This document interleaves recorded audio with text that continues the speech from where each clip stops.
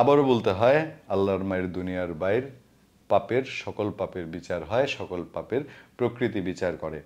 এই মাসখানেকের ভেতরেই বিচারের বাণী নিভৃতে না কেঁদে এতটা সরব হবে কেউ হয়তো ভাবেনি। সারা বাংলাদেশ কেঁদেছে সেই রংপুরের স্থায়ীদের আত্মত্যাগের মধ্যে দিয়ে। সারা বাংলাদেশ কেঁদেছে একের পর এক, যখন শিশুই বলবো, কিশোরও বলা যায় না, সেই সব মানুষের উপর হেলিকপ্টার থেকে গুলি ছুড়ে তাদের প্রাণ কেড়ে নেওয়ার জন্যে, এবং সেই প্রাণগুলোর বিনিময়ে ক্ষমতা আঁকড়ে থাকার যে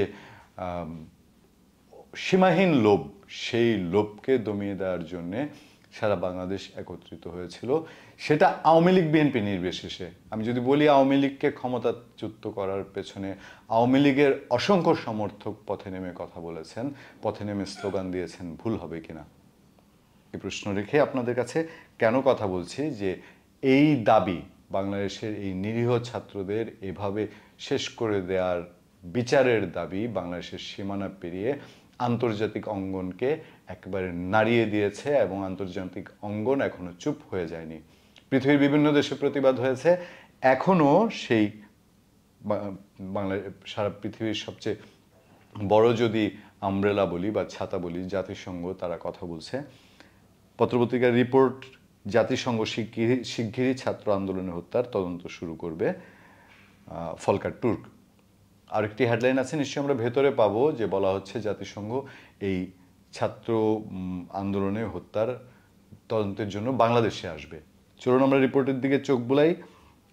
বাংলাদেশে সাম্প্রতিক ছাত্র আন্দোলনের সময় বিক্ষোভকারীদের হত্যার ঘটনায় শিগগিরই তদন্ত শুরু করবে জাতিসংঘ। জাতিসংঘের মানবাধিকার বিষয়ক হাই কমিশনার ফলকার তুর্কের বরাত দিয়ে অন্তর্বর্তীকালীন সরকারের প্রধান উপদেষ্টা ডক্টর মোহাম্মদ ইউনূসের প্রেস উইং এক সংবাদ বিজ্ঞপ্তিতে এই তথ্য জানিয়েছে। সংবাদ বিজ্ঞপ্তিতে বলা হয়েছে, ছাত্র আন্দোলনের সময় বিক্ষোভকারীদের হত্যা করার বিষয়ে তদন্তের জন্য খুব শিগগিরই জাতিসংঘের নেতৃত্বে একটি তদন্ত শুরু করা হবে। জাতিসংঘের বিশেষজ্ঞদের একটি দল তদন্ত শুরু করতে শিগগিরই বাংলাদেশে আসবেন। জিনিসটা কতটা গুরুত্বের সঙ্গে আন্তর্জাতিক মহল নিয়েছে, জাতিসংঘ নিয়েছে, এর থেকেই বোঝা যায়। বিপরীত দিকে আমাদের আরেকটা কথা বলতে হয়, যারা ক্ষমতায় থেকে তখন এই কাজগুলো করেছেন বা করতে দিয়েছেন বা করিয়েছেন, অথবা নিজেদেরকে এখন গা বাঁচিয়ে চলেন, বা তখন বলেছেন যে এটা তাদের কাজ না, অন্য কেউ করেছে, তারা এই জাতিসংঘ, আন্তর্জাতিক মহল বা মানবাধিকার কর্মী অথবা যার ন্যূনতম বিবেক আছে, তারা যতটা গুরুত্ব দিয়ে দেখছেন, ওই তারা যারা করিয়েছেন বা করেছেন তারা ততটাই হালকাভাবে দেখছেন কিনা। বুধবার ডক্টর মোহাম্মদ ইউনূসের সঙ্গে টেলিফোনে আলাপকালে জাতিসংঘের মানবাধিকার বিষয়ক হাই কমিশনার এই কথা বলেন। অধিকার প্রতিষ্ঠার লক্ষ্যে বাংলাদেশের ছাত্র আন্দোলনের প্রতি সমর্থন ব্যক্ত করায় ফলকার তুর্কে এবং দীর্ঘদিনের বন্ধু জাতিসংঘের মহাসচিব অ্যান্তনিও গুতেরেসকে ধন্যবাদ জানান ডক্টর ইউনূস। টেলিফোনে আলাপকালে শান্তিতে নোবেল বিজয়ী অর্থনীতিবিদ ডক্টর মোহাম্মদ ইউনূস আরও বলেন, তার প্রশাসনের মূল ভিত্তি হবে মানবাধিকার রক্ষা। প্রত্যেক নাগরিককে সুরক্ষা দেয়া তার সরকারের সর্বোচ্চ অগ্রাধিকার। দেশের পুনর্গঠন ও মানবাধিকার সমুন্নত রাখতে জাতিসংঘের সহযোগিতা চেয়েছেন তিনি, মানে ডক্টর মোহাম্মদ ইউনূস, বাংলাদেশের তত্ত্বাবধায়ক সরকার বলি আর অন্তর্বর্তী সরকারের বলি তার প্রধান।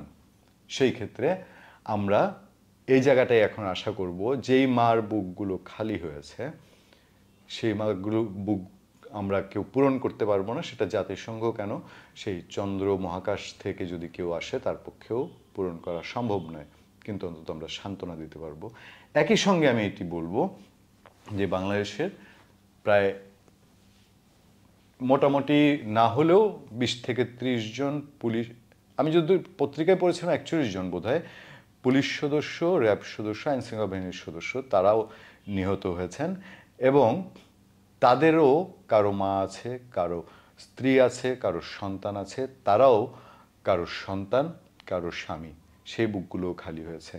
তদন্ত সবগুলোরই সমানতালে একসঙ্গে হোক, এবং মূল সত্য কি ঘটে গেছে সেই জুলাই 15 থেকে আগস্ট 5 পর্যন্ত, সেই মূল সত্য, মূল ঘটনা বের হয়ে আসুক, যেন পরবর্তীতে কোনো শাসকের এসে বাংলাদেশে বলতে না হয় যে বাংলাদেশে আইন শৃঙ্খলা বাহিনীর ভারী অস্ত্র পাওয়া গেছে জনগণের হাতে।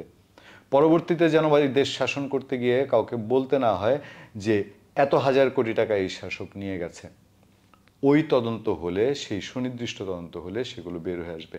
আমরা ছাত্রলীগ যখন বৈষম্য বিরোধী ছাত্র আন্দোলনে হামলা করে তখন থেকে আমরা বলে এসেছিলাম যে একটা বিচার বিভাগীয় তদন্ত দরকার, একটা সুষ্ঠু তদন্ত দরকার। আওয়ামী লীগ সরকার এক সময় এসে বাধ্য হয়েছিল সেই কথা বলতে, কিন্তু ততদিনে আগুনের ফুলকি থেকে সেটা আগ্নেয়গিরির মতো হয়ে গেছে, সেটা নেভানোর আর কোনো ক্ষমতা ছিল না। ছিল একমাত্র পথ ওই আগ্নেয়গিরির কাছ থেকে পালিয়ে যাওয়া। ধন্যবাদ সবাইকে। ভালো থাকবেন, সুস্থ থাকবেন। সত্য, করুণা এবং সহনশীলতার সাথে আপনাদের সাথে সবসময় আছি আমি, আতিক রহমান পূর্ণিয়া।